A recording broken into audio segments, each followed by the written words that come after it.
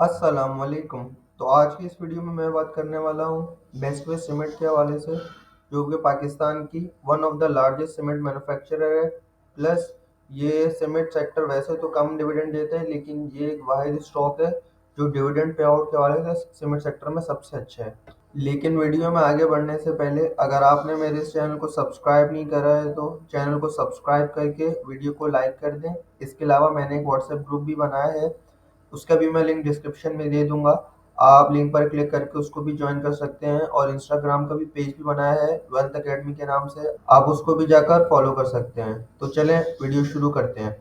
Basement cement की current price देख लें तो करंट 360 पर ट्रेड कर रहा है। पिछले इसके एक साल का अगर रिटर्न देख लें तो 75% का इसने पिछले एक साल में रिटर्न दिया है।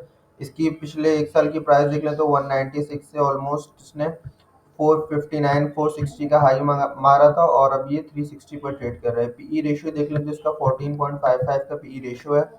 मार्केट कैप देख लें इसका तो 214 बिलियन का मार्केट कैप है। 596 मिलियन इसके टोटल नंबर ऑफ शेयर हैं। 29 मिलियन फ्री फ्लोट है। फ्री फ्लोट परसेंटेज वाइज 5% है। फ्री फ्लोट इसका काफी कम परसेंट है। बाकी ये मल्टीनेशनल कंपनी है, इनका अंडर यूबीएल भी आता है, जो यूनाइटेड बैंक लिमिटेड है, वो भी बेस्वे सीमेंट की होल्डिंग्स में ही है। बेस्वे सीमेंट होल्डिंग्स जो ग्रुप है उसकी सब्सिडरी यूनाइटेड बैंक भी है, और ये बेस्वे सीमेंट भी है। बाकी इसके फाइनेंशियल्स देखें तो साल 2021 में इनकी 56 बिलियन की सेल्स थी और 11 बिलियन का प्रॉफिट था। साल 2022 में 72 बिलियन की सेल्स, 10 बिलियन का प्रॉफिट। साल 2023 में 87 बिलियन की सेल्स, 11 बिलियन का प्रॉफिट। साल 2024 में 103 बिलियन की सेल्स और 13.7 बिलियन का प्रॉफिट। बाकी इनके क्वार्टरली रिजल्ट देख लें तो साल 2024 के पहले क्वार्टर में इनका 5.16 का ईपीएस था। साल 2024 के दूसरे क्वार्टर में 6.22 का। साल 2024 के तीसरे क्वार्टर में 5.93 का, और साल 2025 के पहले क्वार्टर में 6.81 का था। इसका जो ईयर एंड होता है वो होता है जून में। अब आगे इनके ग्रॉस मार्जिन देख लेते हैं और नेट मार्जिन की कंपनी के पिछले 4 साल में ग्रॉस और नेट मार्जिन के हिसाब से है। साल 2021 का इनका ग्रॉस मार्जिन देखें तो वो 29% का था। फिर साल 2022 में 31.7% का। फिर साल 2023 में 31.13% का। फिर साल 2024 में 31% का। तो ये कंपनी अपना ग्रॉस मार्जिन 31% पे मेंटेन कर रही है। इनका नेट मार्जिन देख लें तो नेट मार्जिन साल 2021 में 20% का था। फिर इनका साल 2022 में 14% का हुआ, फिर 13.35 का, फिर 13.25 का। इनका नेट मार्जिन थोड़ा डिक्रीज कर रहा है। बाकी नीचे आके इनकी अगर डिविडेंड पे आउट हिस्ट्री देख लेते हैं तो डिविडेंड ये काफी अच्छा अपने देते हैं इन्वेस्टर्स को। और ये वो सीमेंट सेक्टर की वाइड कंपनी है जो हर क्वार्टर में डिविडेंड देती है। इनकी अगर डिविडेंड हिस्ट्री देख लें तो पहले ये 4 रुपये देते थे, फिर 4 रुपये, फिर इन्होंने 6 रुपये देना शुरू किया, फिर 6 रुपये, 6 रुपये, 6 रुपये, और अब ये पिछले 2 क्वार्टर से 8-8 रुपये दे रहे हैं। तो ये कंपनी डिविडेंड वाइज भी काफ़ी अच्छी है। अगर हर क्वार्टर में आपको 8-8 रुपये का डिविडेंड देती है और प्लस कैपिटल गेन भी देती है, तो कंपनी आपको एक अच्छा रिटर्न दे देती है, कैपिटल गेन के फॉर्म में और डिविडेंड के फॉर्म में। नीचे आके यहाँ से फाइनेंशियल्स देख लेते हैं कि फर्स्ट क्वार्टर के जिनके फाइनेंशियल्स हैं मैंने पहले से डाउनलोड कर रहे हैं। यहाँ से आके सबसे पहले इनकी डायरेक्टर्स रिपोर्ट पढ़ते हैं। डायरेक्टर्स रिपोर्ट में हम देखते हैं सबसे पहले जो इनकी ओवरऑल सीमेंट की इंडस्ट्री है उसकी सेल्स कैसी रही। तो ओवरऑल डिस्पैचेस सीमेंट की देखें तो overall dispatches of the industry decreased by 14% from 11.89 million tons to 10.28 million tons. तो ये बता रहे हैं कि जो सीमेंट इंडस्ट्री की टोटल डिस्पैचेस है ना, वो 14% से कम हुई। डिक्रीज की मेन वजह यही है कि कंस्ट्रक्शन एक्टिविटीज कम थी।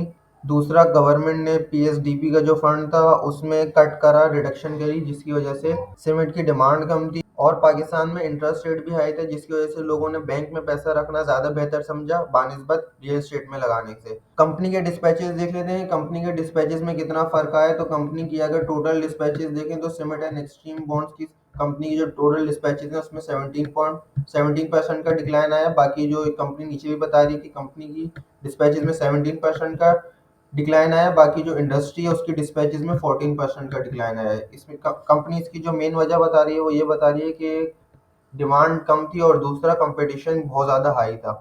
अच्छा, सीमेंट सेक्टर की कंपनी को एनालाइज करने की, क्योंकि इनकी जो सीमेंट सेक्टर की मेन कॉस्ट होती है वो होती है फ्यूल एंड पावर कॉस्ट, और कोल की जो कॉस्ट होती है वो होती है।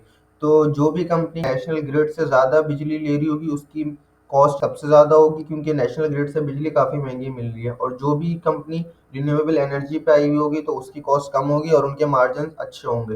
तो आपको ऐसी कंपनी में इन्वेस्ट करना चाहिए जो कम से कम नेशनल ग्रिड से बिजली ले रही हो और ज़्यादा से ज़्यादा खुद बिजली बना रही हो। अगर हम इनकी कॉर्पोरेट ब्रीफिंग में जाके इनके जो पावर कट्स देख लेंगे, इन्होंने कितने पावर खुद बना रहे हो कितना नेशनल ग्रिड से ले रहे हैं, तो इन्होंने बताया हुआ है कि नेशनल ग्रिड से 45% ले रहे हैं और वेस्ट हीट रिकवरी प्लांट से 28%, CFB से 2% और सोलर से ही ये 25% ले रहे हैं। बाकी इनकी कैपेसिटी भी देख लेते हैं कि इन्होंने कितनी कैपेसिटी लगाई हुई है सोलर के ऊपर आकर।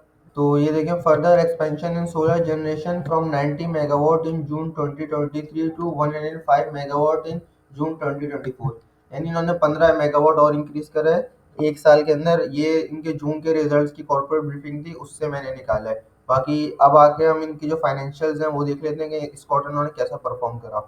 कंपनी का अगर हम नेट टर्नओवर देख लें तो वो कंपनी का नेट टर्नओवर 25.8 बिलियन से कम होकर 24.7 बिलियन का हुआ। कंपनी ने इसकी ऊपर रीजन भी बताई हुई है कि इनकी जो वॉल्यूम वाइज डिक्लाइन है 17% का हुआ है। कॉस्ट ऑफ सेल्स कंपनी काफ़ी ज़्यादा कम हुई है, 18.6 बिलियन से कम होकर 16.6 बिलियन की कम हुई है, 2 बिलियन का ऑलमोस्ट कमी है। ग्रॉस प्रॉफिट देख लें तो इनका 7.1 बिलियन से बढ़कर 8.1 बिलियन का हुआ है। सेलिंग एंड डिस्ट्रीब्यूशन एक्सपेंस देख लें तो वो 287 मिलियन से बढ़कर 373 मिलियन की हुआ है। एडमिनिस्ट्रेटिव एक्सपेंसेस देख लें तो 348 मिलियन से बढ़कर 501 मिलियन की हुए हैं। अदर ऑपरेटिंग एक्सपेंसेस देख लें तो 221 मिलियन से बढ़कर 325 मिलियन के हुए हैं। ऑपरेटिंग प्रॉफिट देख लें तो इनका 6.3 बिलियन से बढ़कर 6.9 बिलियन का हुआ है। ऑपरेटिंग प्रॉफिट वो प्रॉफिट होता है जिसमें से टैक्स और फाइनेंस जो इनकम होती है वो माइनस नहीं करी हुई होती। इनकी अदर इनकम देख लें तो 22 मिलियन से कम होकर 154 मिलियन की हुई है। फाइनेंस कॉस्ट इनकी थोड़ी कम हुई है लेकिन अभी भी काफ़ी ज़्यादा है, 3 बिलियन से इनकी फाइनेंस कॉस्ट कम होकर 2.4 बिलियन की हुई है, लेकिन अभी भी फाइनेंस कॉस्ट ज़्यादा है। लेकिन ये आहिस्ता आहिस्ता जैसे इंटरेस्ट रेट कम हो रहा है तो इनकी फाइनेंस कॉस्ट भी डिक्रीज होगी। शेयर ऑफ प्रॉफिट देख लें तो 1.1 बिलियन से बढ़कर 1.5 बिलियन का हुआ है और इनका प्रॉफिट बिफोर टैक्स देख लें तो 4.6 बिलियन से बढ़कर 6.1 बिलियन का हुआ है। ऑलमोस्ट 1.5 बिलियन का इंक्रीज है इनके प्रॉफिट में। प्रॉफिट आफ्टर टैक्स देख लें तो 3.075 बिलियन से बढ़कर 4.06 बिलियन हो गया और अर्निंग पर शेयर इनका 5.16 से बढ़कर 6.81 हुआ है। अच्छा, कंपनी ने अपनी इस रिपोर्ट में कॉस्ट ऑफ सेल्स का नहीं बताया कि इनकी जो कॉस्ट ऑफ सेल्स है उसमें किस चीज़ में इतनी ज़्यादा कमी आई है जिसकी वजह से इनका ग्रॉस प्रॉफिट इंक्रीज हुआ है। मेन कॉस्ट तो यही होती है पावर की, और इसी कॉस्ट में कम आई होगी क्योंकि इन्होंने सोलर लगाए थे जिसकी वजह से इनकी ग्रॉस प्रॉफिट इंक्रीज हुआ है।